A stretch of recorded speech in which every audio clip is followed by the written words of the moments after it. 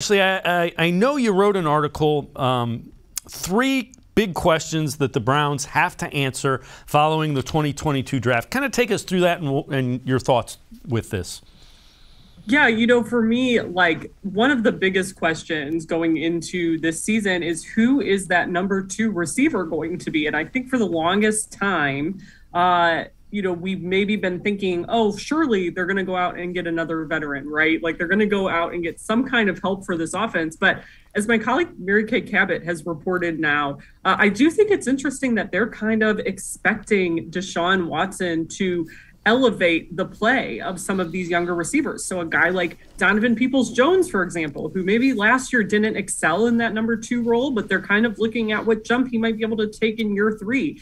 Then you have a younger guy like Anthony Schwartz going into his 2nd year. What kind of jump can he make, especially if he's healthy with a better quarterback in terms of throwing the football? So I definitely think that's one of the biggest questions.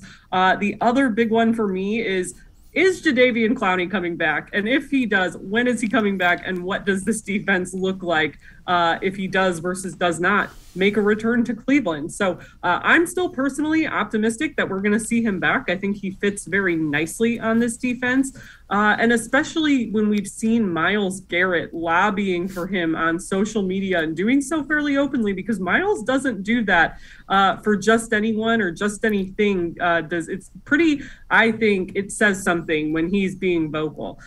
So definitely I am curious about how some of those things play out in the coming weeks, especially as we get closer and closer to training camp. But just the way this offense is going to look, especially, I think is super interesting with some of these guys who are coming back and are going to be maybe more on the veteran side of things now. Plus, you've got a guy in David Bell who you added at 99, and what kind of role is he going to have? So all some interesting things going into the next phase of the offseason here.